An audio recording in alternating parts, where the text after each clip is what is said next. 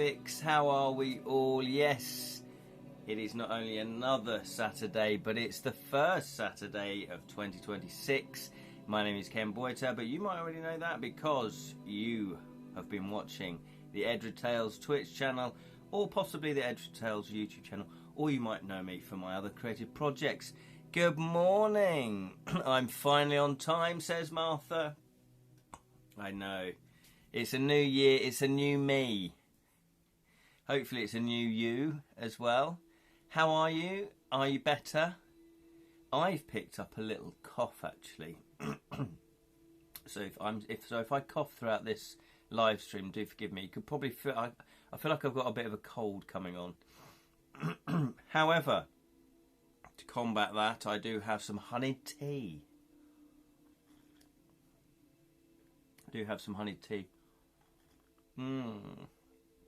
Yes, hopefully Christmas was very good for you. Still a bit sick, Martha says. I'm freezing. It's -14. -14, that is crazy talk. I think it's about -3 here in the UK, or in some parts of the UK. It's frosty anyway, but it's certainly not -14. Happy New Year, Lerin. Happy New Year. Sips hot sesame coffee. Yes, that is a good idea. Drink, yeah, obviously, I mean, you know, if you want to heat up, drink hot drinks. Get your hot water bottle out, layer up, get the blankets on. And this is Grocklesnook, by the way, for those of you that don't know. Grocklesnook is from, well, it's actually from a swamp, to be honest. However, he is the bottled imp.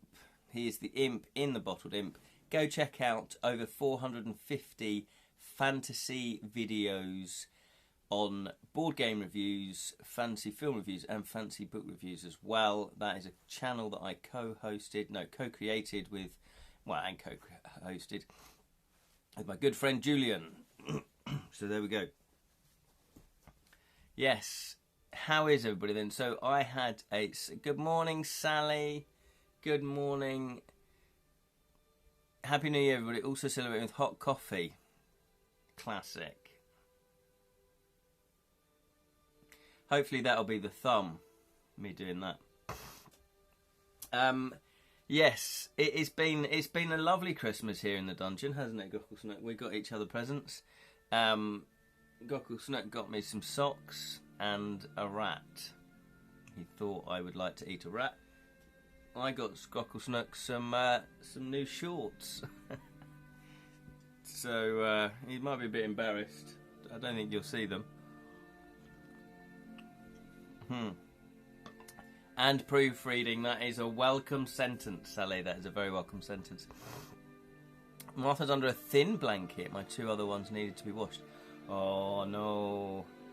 That's a shame, that's a shame. Maybe put on more layers of clothing then. You need one of those, what do they call them? Slankets? I don't know, where you put your arms into a blanket. Happy New Year, Spellsing to you as well. Happy New Year. Hopefully you had a lovely Christmas. Thank goodness the cafe here has power sockets and walls, because Twitch Live chats eats the phone battery like popcorn. Does it really? Wow. Especially with a 6-year-old phone, yes. I was that close yesterday. That close to getting a new phone. Because I need to get, I don't know. I need to get my life in order, guys.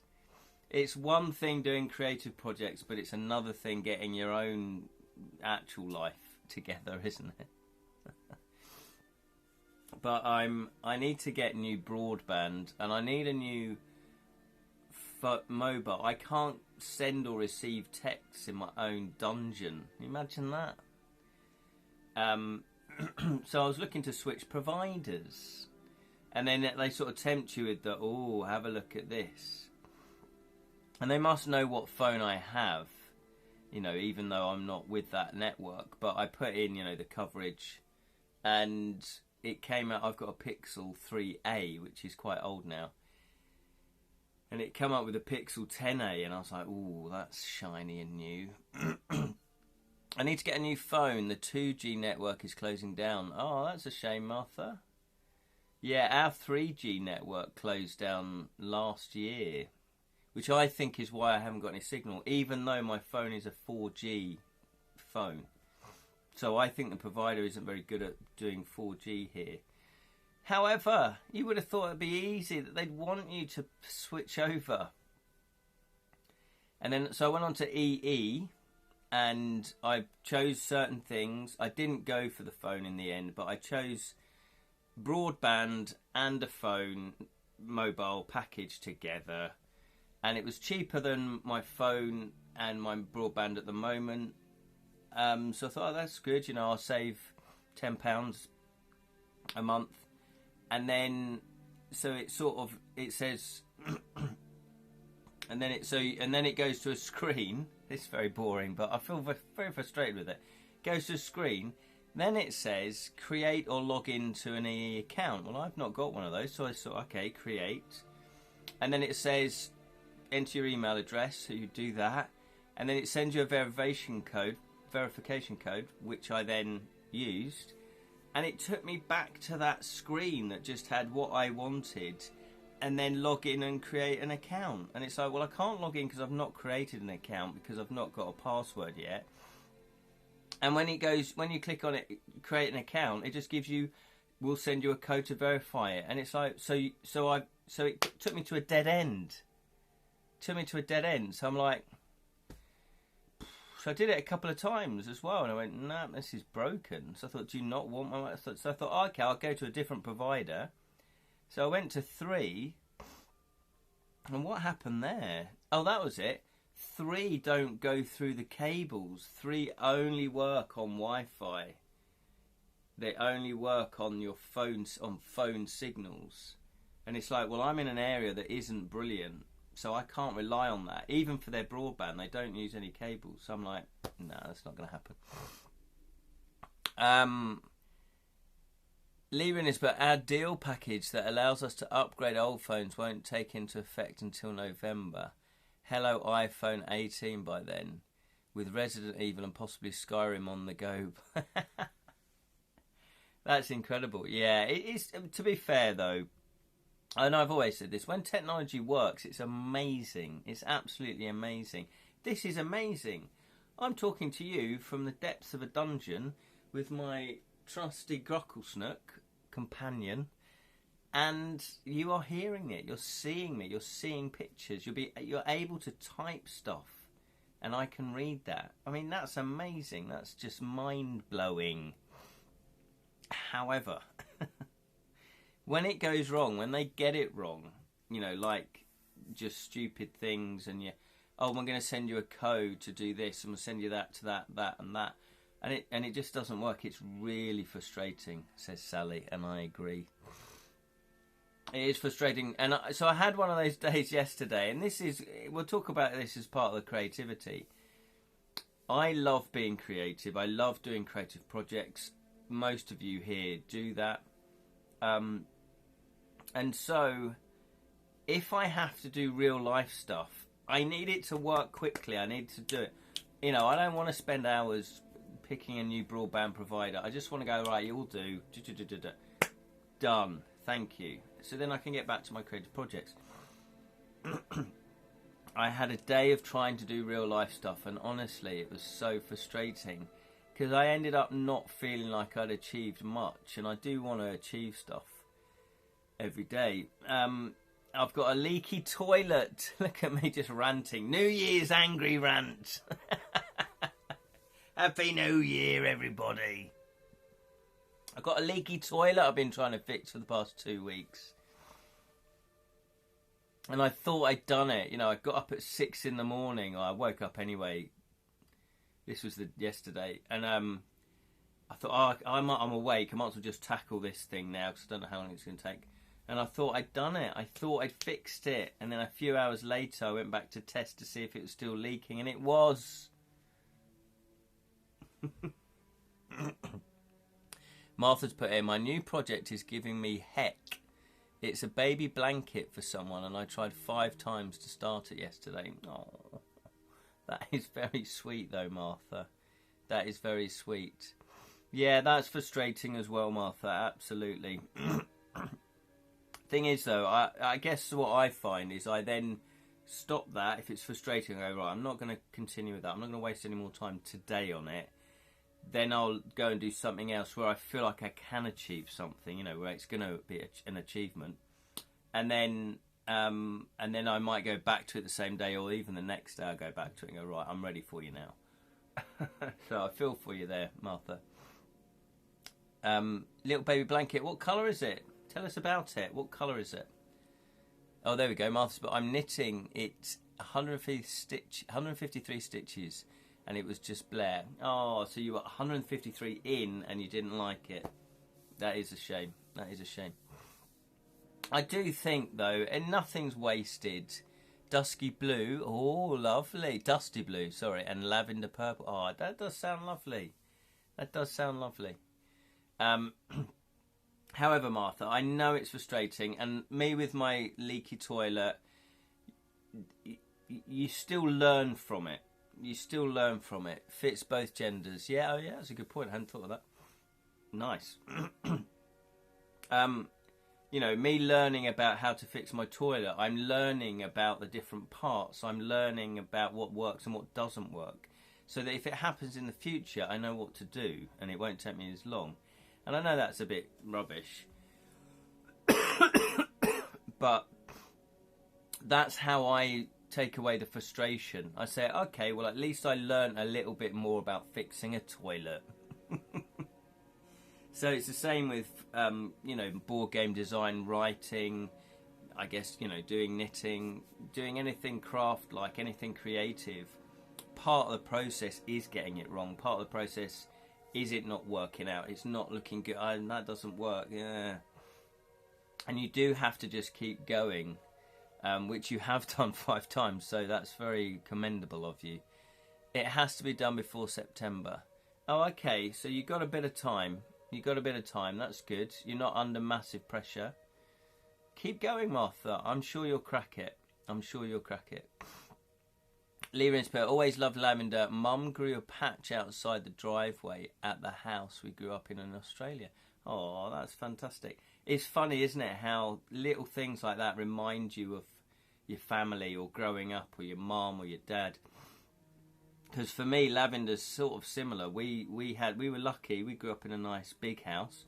We didn't have any money, but we had a big house and a nice big garden. And Mum grew lavender and other various plants in the garden, roses and things like that. And lavender, I remember she grew lavender, and the bees would all go around the lavender. It was great. Martha's bit, I tried growing in it. It didn't work out for me. Yeah.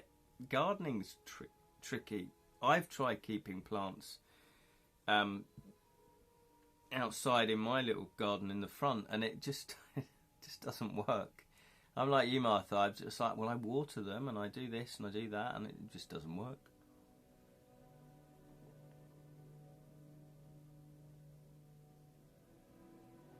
I guess this is why I focus on stuff that I think I'm good at. And also, you know, life is frustrating in a way. It's fantastic, but it is frustrating because I want to do everything. I want to be a gardener. I want to, you know, play the drums. I want to, you know, I want to do it all, and I can't. So I do have to focus on some things. Talking of focusing, we have, that's a rubbish segue, isn't it? To Kill a Thief. We've got a few more updates on the way. Oh, Martha's, but I have a green thumb, but the lavender didn't like it here. Rest of my plants. Oh, that's well, that's brilliant, Martha. That you've got a little garden, you've got plants or whatever. You know, it does work out for you. Okay, for me, I don't think I've got a green thumb. But you've got. Oh, that's brilliant. So lavender. Yeah, I was going to say certain plants in certain conditions, isn't it? So it might not have been you. Obviously, it was the conditions. To Kill a Thief. To Kill a Thief. So Sally is very, very close to finishing the proofreading. In fact, she might even finish it this morning, because she did say she was doing it whilst watching this. When I last saw her, Grocklesnook's red cap cousin graces the covers. Yeah. You know that? Redcap. Is Redcap a little? Is a goblin, isn't he? He's a little elf. Redcap. Not sure about that, but I'm plugging away. Okay, yeah. So the last time I spoke to Sally about the proofreading was a couple of days ago, 3 or 4 days ago, and she was on entry 375 out of 407. So for me, that's very close for finishing it. So I'm assuming it will be finished in the week. No pressure. Which will be great news, because then I can then do all the corrections, and apparently there's quite a few. That was last night. Oh, I see. I'm still on 375. It's a long one. Oh, okay. Yes, actually, I think I know which entry that is. Yeah, it is a long one. Yes, red caps are bandit brownies who dip their woolen caps in the inca of their victim, hence red cap. Yes. You've got such a great knowledge, Liran. I'm very impressed. I wish I had. I can't retain knowledge. My brain doesn't work like that. Unless I properly study it and I revise it and keep revising it. I would love to have that encyclopedic knowledge of fantasy and fairy tales and folklore. I'd love that. I'd love to be able to do that, talk about that. Hence why I do it. You know, when I write fantasy, I do a lot of research, and then I go, redcap. I can use redcap in a character in a story. But as soon as that story is done, I'm probably going to forget it fairly soon after. It's crazy. Anywho, yeah. So Sally's on 375 out of 407 entries. So Sally's getting there, which is fantastic. Then apparently it was definitely worth doing, because there are quite a few typos and little things that need changing. And obviously I want the game book to be the best it can be. I don't want reviews or people to saying, the backers to say, I kind of regret backing this because it's not, it's full of errors, it's got typos, the typesetting's rubbish. Even if the story's good and it's well written, bad grammar can put people off. I've read books that have been self-published, and sometimes books that have been properly published, where it's just the layout's wrong, and it's all just, they've not done a good job typesetting it, and that can put you off. Plus poor spelling, the grammar, that can put you off, because you're used to reading certain ways, certain grammar, you're used to reading proper spellings, and so if you have anything like that will take you out of the story, then you're going to get frustrated with it. So I will go through all of those corrections that Sally's found in the last proofread. And it's interesting because Sally proofread it before, so Sally's already proofread it. Claire, my friend Claire's already proofread it, and she is a professional proofreader. I've proofread it, although I'm not as good as Sally or Claire, obviously. And Julian of Babel_17 also proofread it. I'm not sure how much of it he proofread, but he gave me some typos and some things to change. I think he did go through all of it. So that's 4 times that it's already been done, and now Sally's done the 5th proofread, and there's still things to be found, which goes to show that when you proofread something, you can still miss a lot of stuff. And also, it's a long book, isn't it? It's 100,000 words. So that is the good news. We're getting close to finishing the proofreading. So I'm hoping to send off the book to the printers in January. That is my aim, and I know it's taken such a long time, and I do apologise. I am very sorry that it's taken over a year. I had no idea. It was a very ambitious project. And the other good news is that all the other rewards are sitting waiting for me just to place the order. Oh, fret not. Having a myth library in your head is double-edged swords, says Lirin. Okay. Sometimes I wish the shelves that are reserved for emotional maturity and ability to accept harsh truths and are occupied instead with tombs of unicorns and fairies. Right, hang on. Sometimes I wish the shelves that are reserved for emotional mature. Oh, I see. Right. So in your head, you're saying it's so full of myths and legends and all of that stuff and unicorns and elves and that you feel like it's it's taking up. It's not allowing you to sort of do the adult stuff and grow up normally. But you know what? Sounds good to me. Sounds good to me. So, yes, so that's the proofreading side. That's the book side of it. I've already got the bookmarks, so they're already here in the dungeon. And then the dice. The dice were going to be the trickiest one to get because not many UK companies seem to do custom dice. So that was new to me. Chinese companies do them. No problem.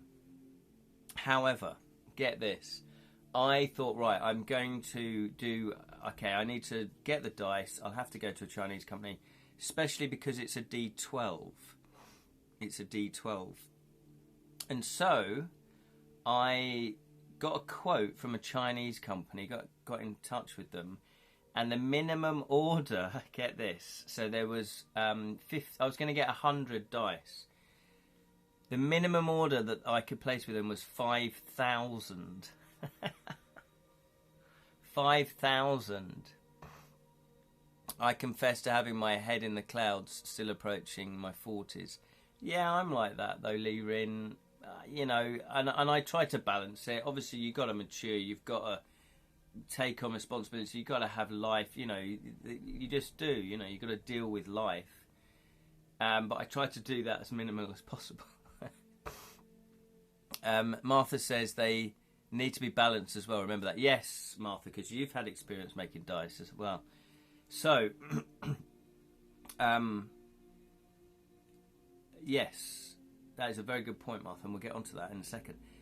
So I got a quote for 5,000 dice, custom D12s, and they wanted £350 for it, which is not bad. That's like 7p a dice. However, that's 5,000 dice. I was going to get 100. I've only got about 60 backers. And out of those, not everybody's going to get dice because they didn't back it at the reward level. So, what was I going to do with the 4,900? Luckily, though, Leaverin's put it 5,000. That sounds like the making of a Charles Dickens art improvised weapon, the blackjack, the kidnapper's best friend. Yeah, I like that idea. The case of the missing 5,000. I'm just going to get you an example dice. However, I suddenly remembered that I have a friend who makes, and I'll just show you an example. Oh yeah, this one's here, but I've got different ones. Who makes resin products? Who actually makes resin products?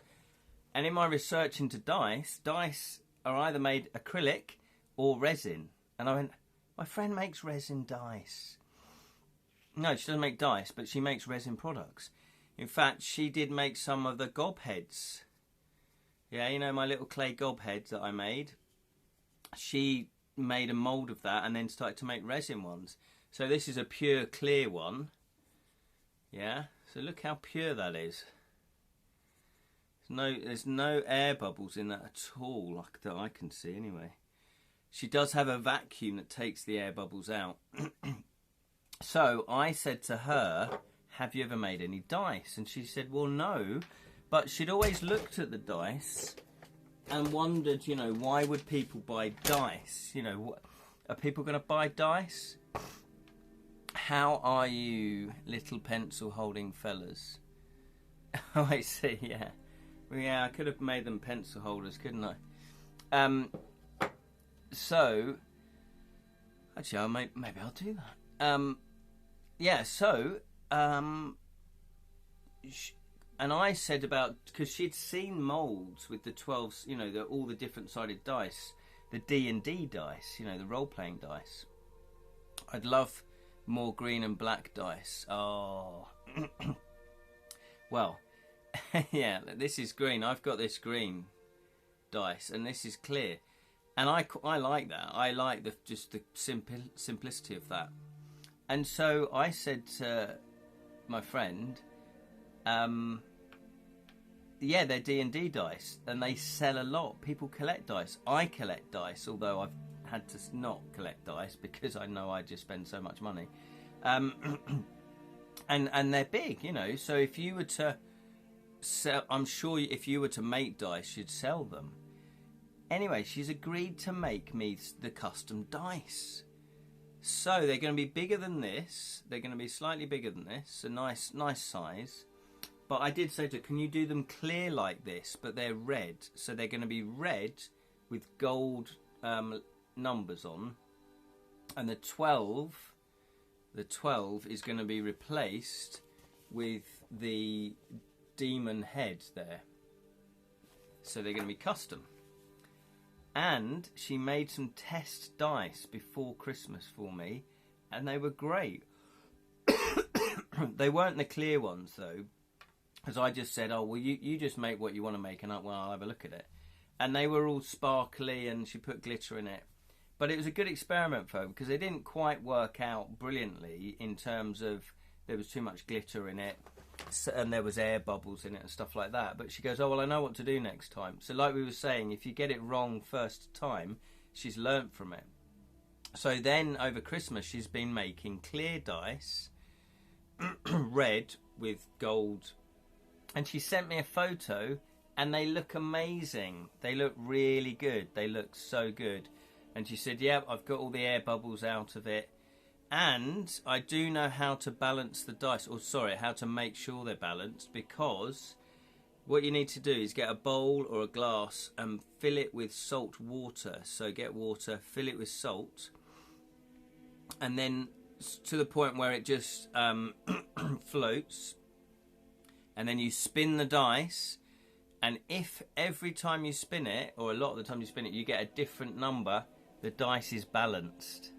If it keeps bobbing up at the same number or the same couple of numbers, you know that it's not balanced.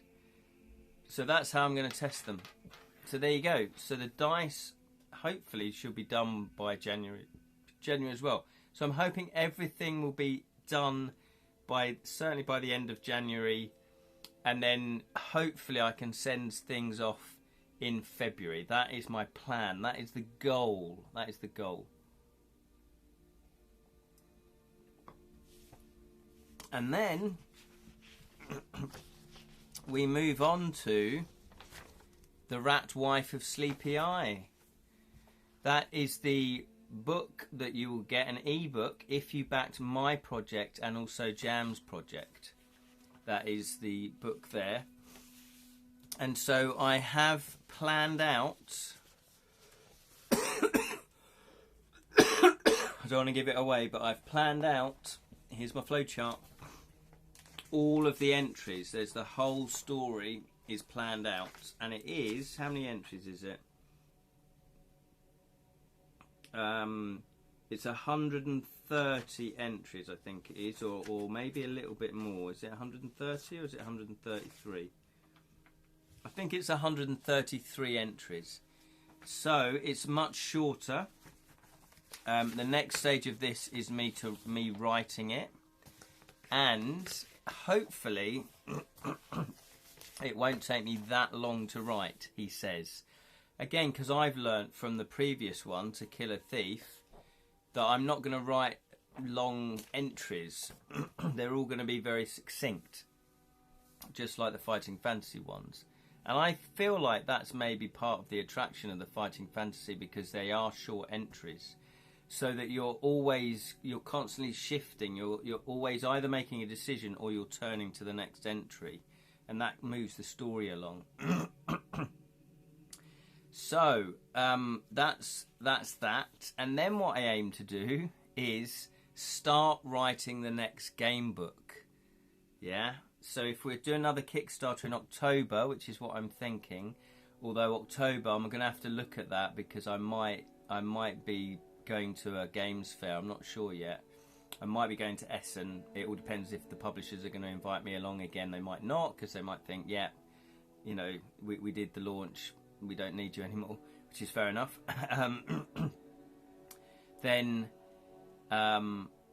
yeah, so it might be that I don't do a Kickstarter this year either and do one the following year, but I want to have written most of the book before I launch the Kickstarter, because then the time of funding, the end of the Kickstarter, and the time of delivering the book to you is much, much shorter.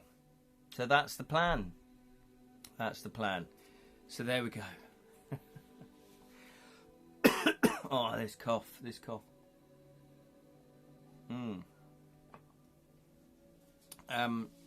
Because I know Jam's already got another. He's already done another Kickstarter, hasn't he?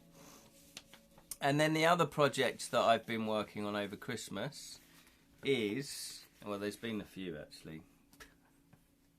Why do I do this to myself? It's Devilish Dilemmas. You decide how the story unfolds. It is my stage show, my game book stage show. And it is, I've converted it to a one-man or one-woman show. A one-person show. However, because it's a game book, I'm going to get people up from the audience to play the game. You know, like I do with the live streams for the game book. And they're going to have various riddles, there's various games that they have to, you know, pass. And also I'm going to get other people from the audience to play the non-player characters. So there might be a couple of guards that they meet, there might be a shopkeeper, there might be a jester, there might be, you know. So they're going to play those as well. I see a spider. You've been talking to Jam. I did think the other night I was in bed and I felt like a spider had crawled across my face. Or at least a web. And then in my brain just went, oh, it's come down from the ceiling. It hadn't. There was no spider. It's all in my imagination. So that's exciting. I've written that as a one-person play because I'm trying to get this off the ground as a stage show. But I don't quite know how to do that. Luckily, I met someone who does. His name's Big Dan. And he goes to my board gaming group. And so he's into board games, he's into Choose Your Own Adventure, Fighting Fantasy, that kind of thing. And he's a director, he's a stage director. And he has experience getting projects, you know, low-budget projects off the ground and out into the community, out existing in the world. So hopefully, what I'm going to do is I'm going to send that script to him and also a couple of other scripts that I have written, and he hopefully will want to work on it, and hopefully we can get funding, and hopefully we can go building the show again.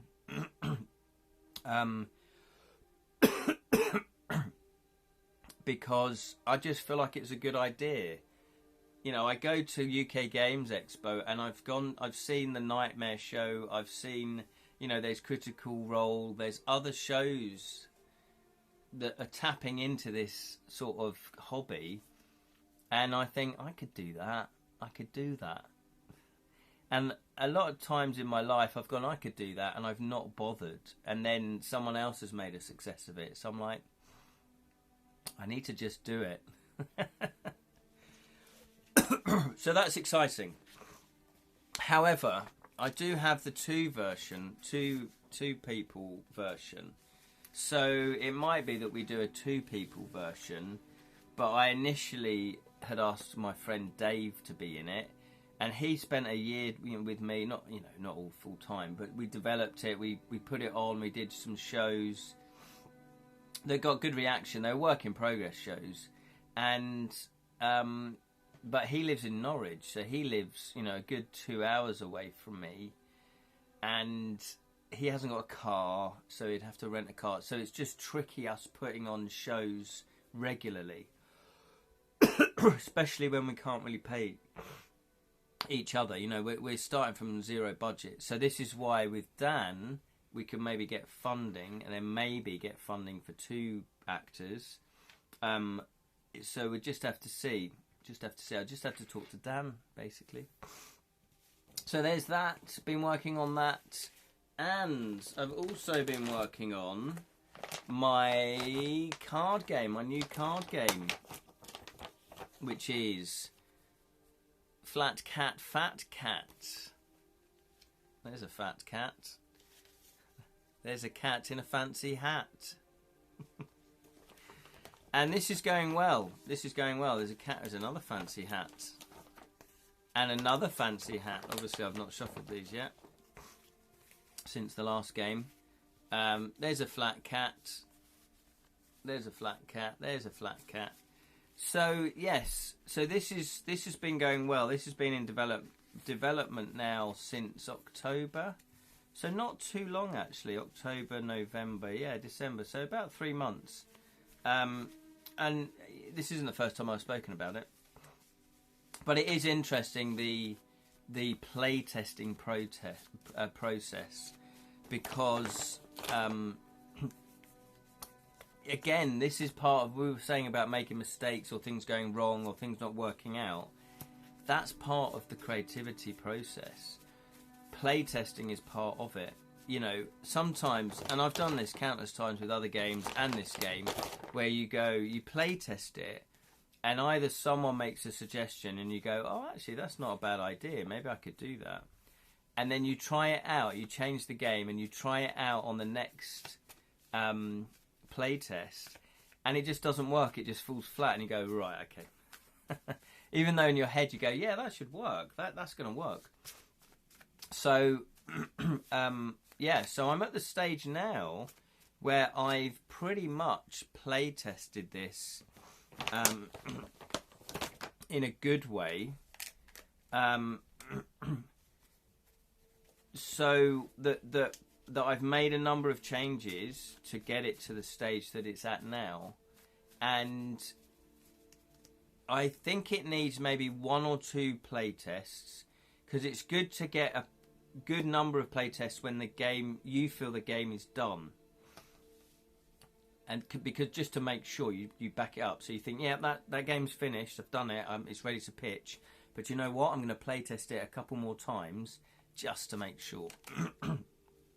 So that's the stage I'm at now. I need to playtest it a few more times before I then pitch it, and I'm going to pitch it first to the publisher that did my other 2 games, because I thought of this idea while I was in Spiel Essen in Germany, and they were the ones that flew me over. So I was with them, you know, and I'd already said, okay, you know, cat games seem to sell, you know. So, you know, so jokingly I said, I need to make my own cat game.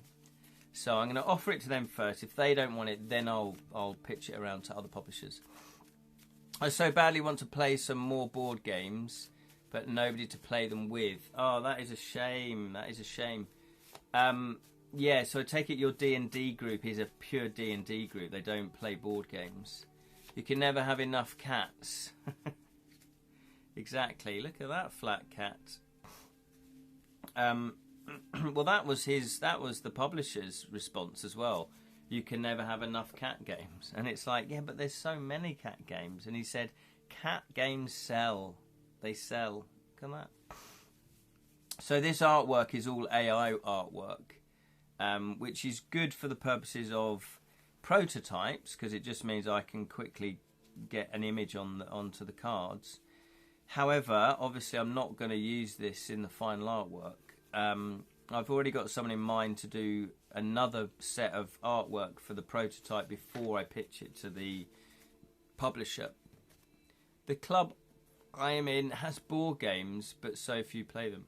Oh, okay. Well, when you finish your D&D campaign, you know, when you're between campaigns, maybe you could start playing more board games. Maybe you could be the instigator. Maybe you could join them. And then, you know, play a few more board games with them. Just you know, just while you're between campaigns. Does that make sense? But yeah, if there's not a lot, I guess you need. It depends on how many players, but yeah, There are some really good 2-player games out there now, so maybe you could buy a few 2-player games.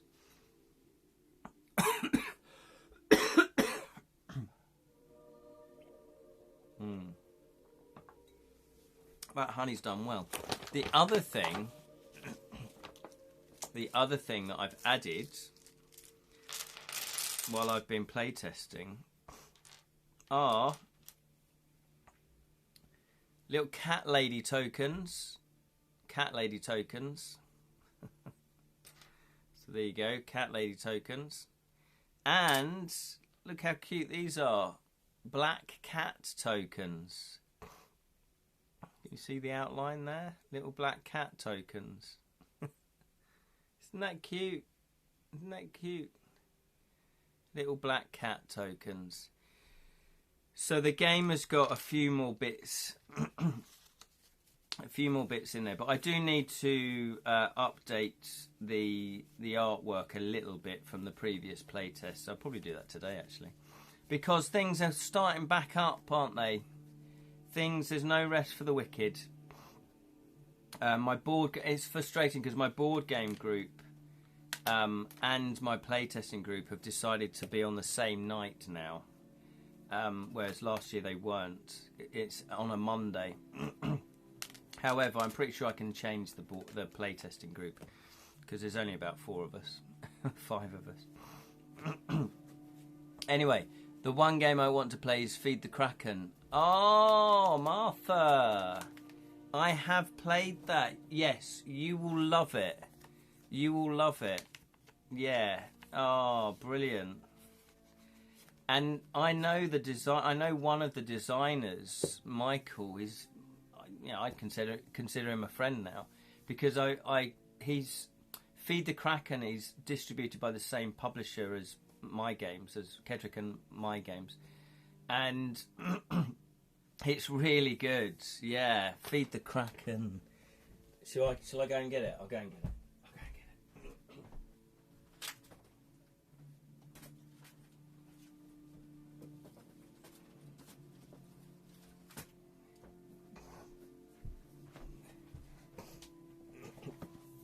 There it is, Feed the Kraken.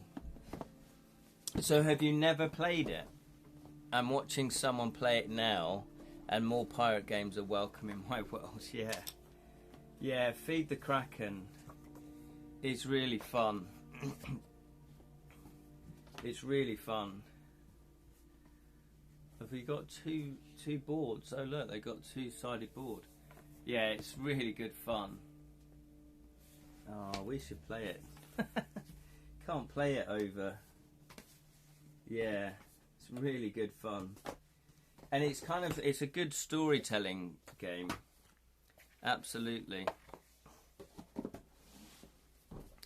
So so I'm very, very lucky to know the guy, and hopefully we're going to design a game together, but it's tricky to do that because he's very busy and I'm very busy, and also I keep developing new ideas. Why do I do this to myself? Martha, we do this to ourselves, don't we? Yeah, shiver me timbers. Be fattening up. What? We'll be fattening up the calamari? I don't know. Me mateys. Oh, the calamari.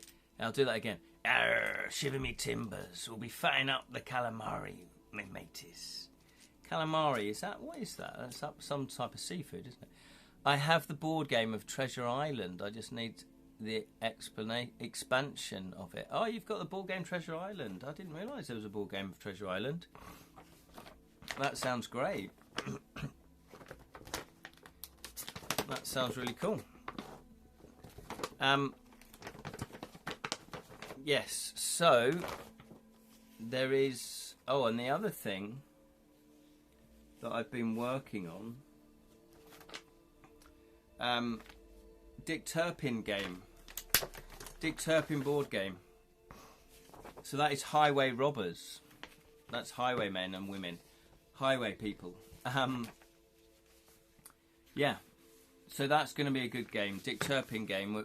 So I'm developing that with a friend, Matt, who goes to my board game club, and we've written this is the document that I put together called, what we know about the game.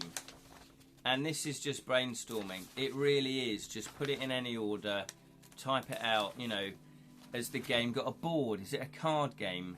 How many players? What do the players do on their turn? What's the aim of the game? What are the tokens? All of that sort of thing. You just put it into a document, and it's all ideas, it's all suggestions.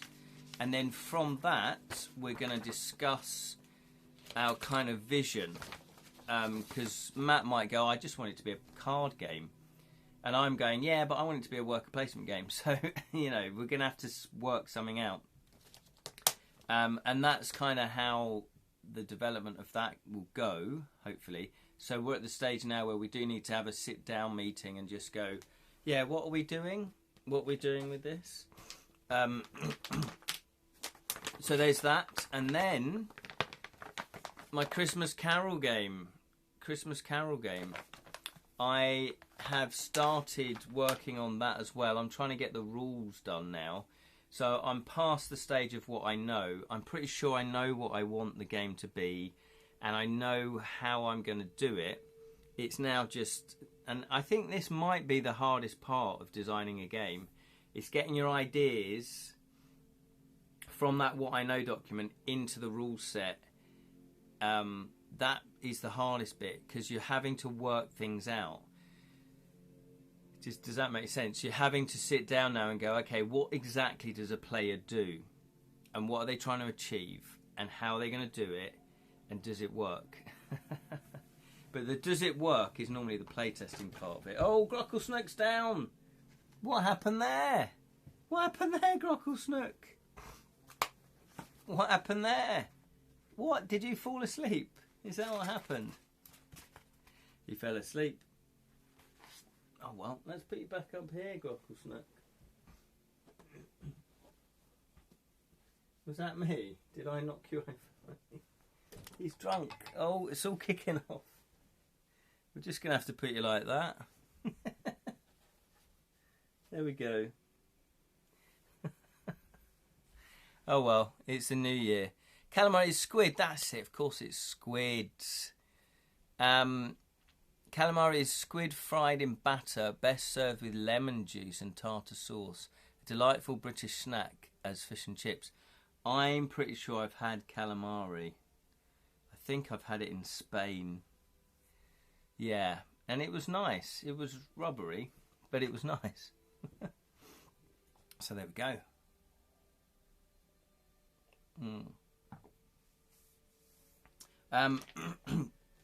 Yeah, so the Dick Turpin game, the Christmas Carol game, those games are more than eye, really, that I should be working on. Yeah, I'm doing my game book, finishing off that. I'm doing the new game book, Sleepy Eye, Rat Wife of Sleepy Eye. I've got my Fat Cat game.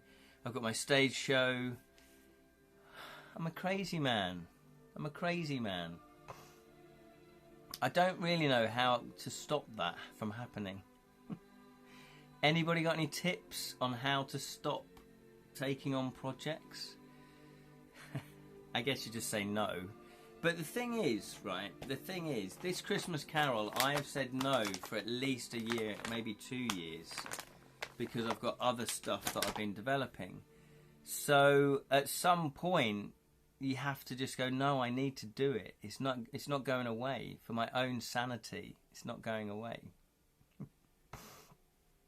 So there you go.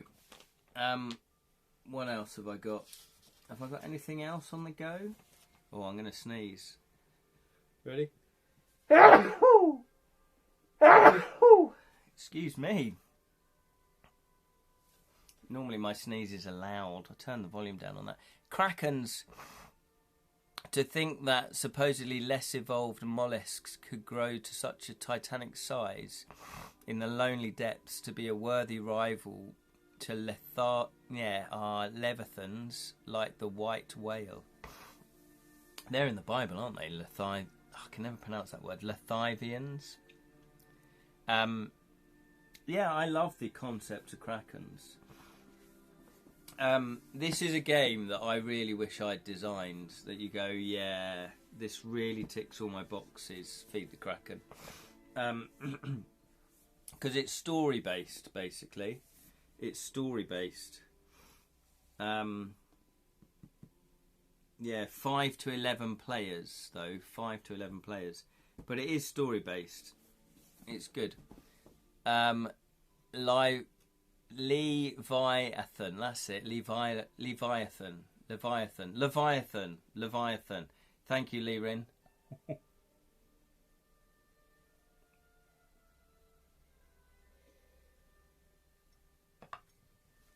And of course, I've got a new diary. 2026, I've got a new diary. And where are we now? Saturday the 3rd. So there will be a continuation, a live stream of part 4, I think it is, Steve Jackson's Sorcery, this Wednesday. So there will be that. It's just getting back into the swing of things, isn't it?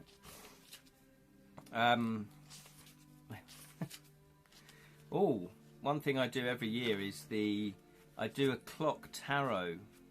Yeah, I do a clock reading in tarot for myself.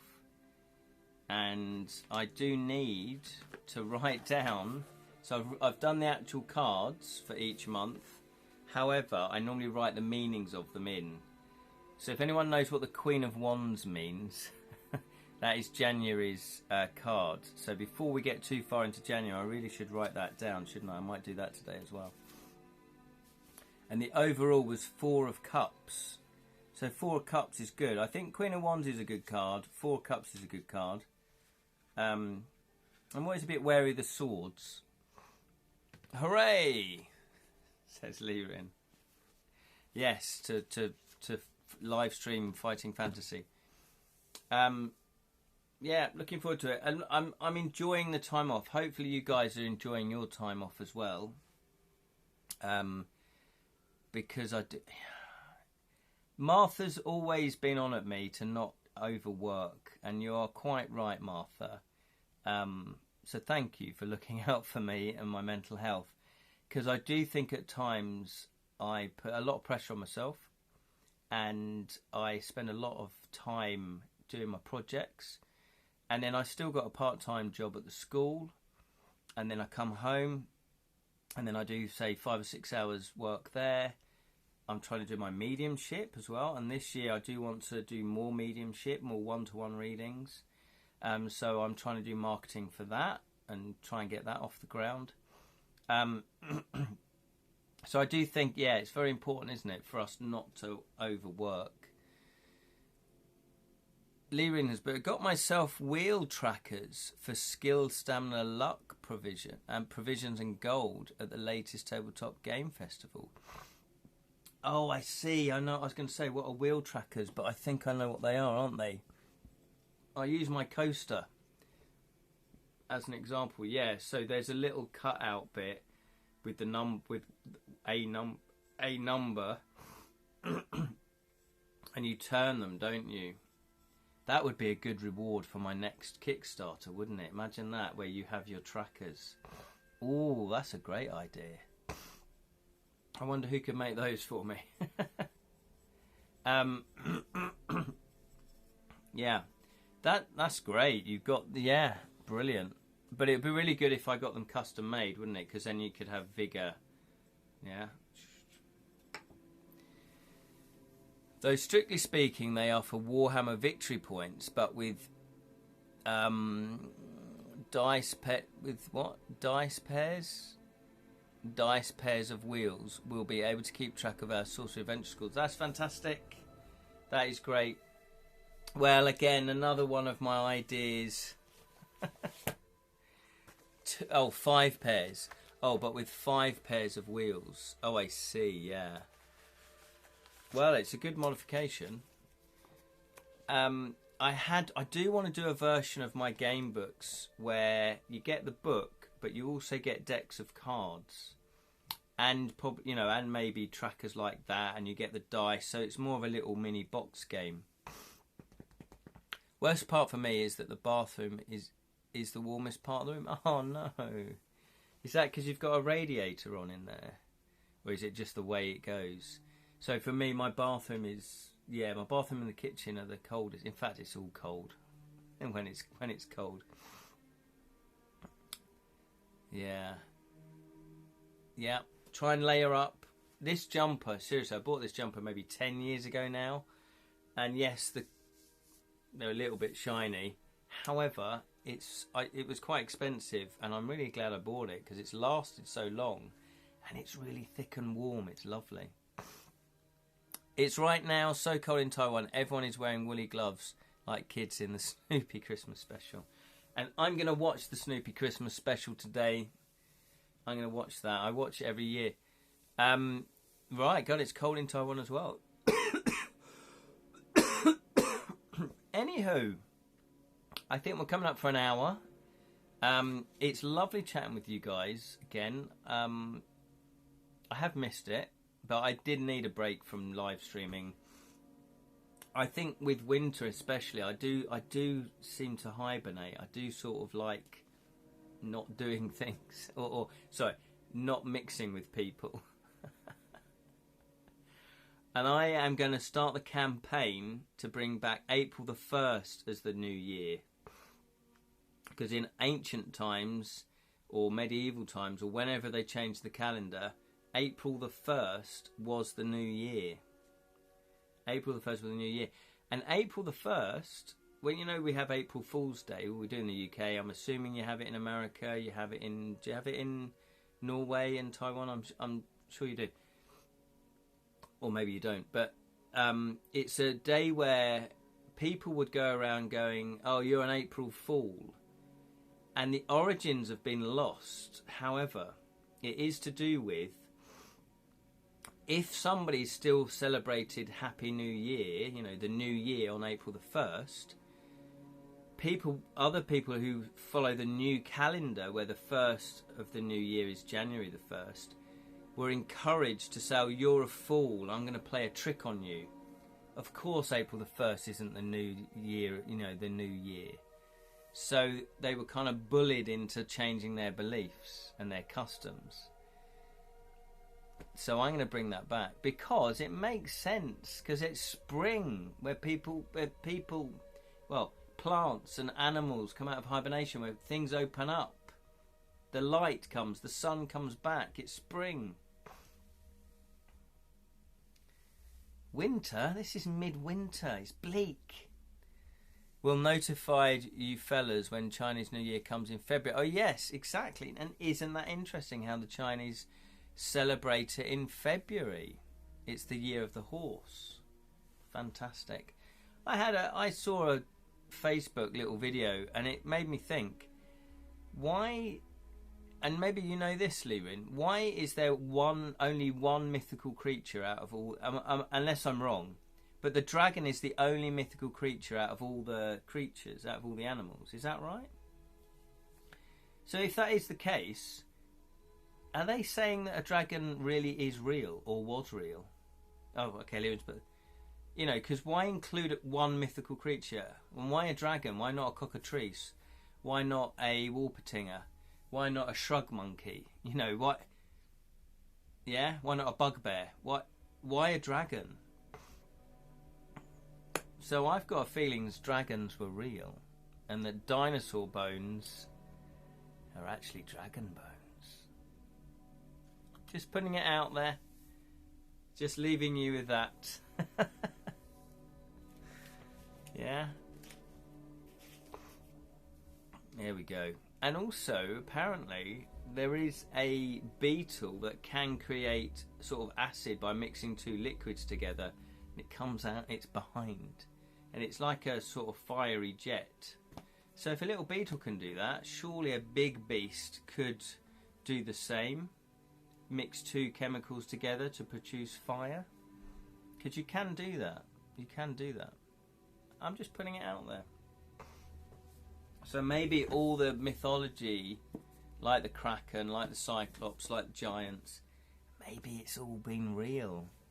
Has it been real? That would blow my mind. If that was true, that would blow my mind. It would be amazing. It would be amazing. Anywho, thank you so much for watching and chatting and engaging. And yeah, it's been fun. Thank you, Lirin. Thank you, Sally. Thank you, Martha. Thank you, Spelsing.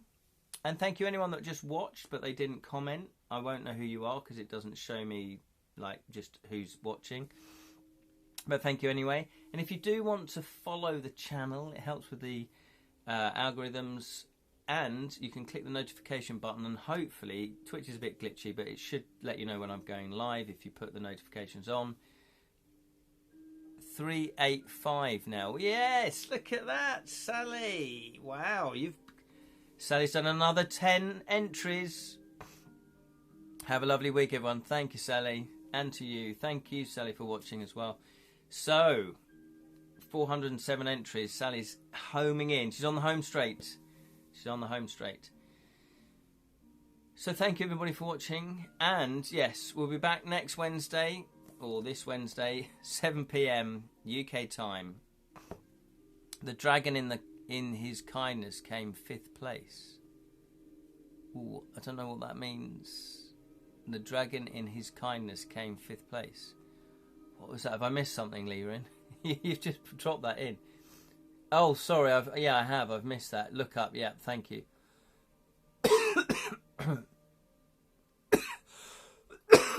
Oh, hello.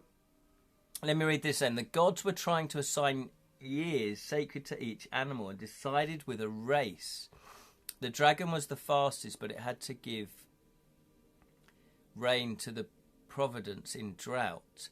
Hence, people born in the dragon year represent nobility and respectability. So, it came fifth. So, it does look like they're just claiming, if that's how it was decided, they're claiming it's real. Just like another, if they had a race, they're claiming it's real. That's incredible. I love all that. I love all that.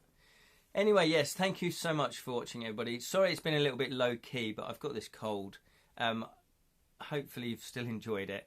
And yeah, we'll be back 7 p.m. UK time every Wednesdays. This is part 4, I believe, of the Shamutanti Hills. I might have pronounced it correctly for the first time ever. Take care. Thank you, Gokul. He's all right. He's just sleeping. And may your gods go with you. I'll bring out the number tracking wheel Thursday morning. Yes, I'll be excited to see how you get on with that. Brilliant. Okay, take care. Happy New Year, everybody. Have a joyous 2026. And I hope it's a fantastic one and that you have a warm and wonderful year. Take care, everybody.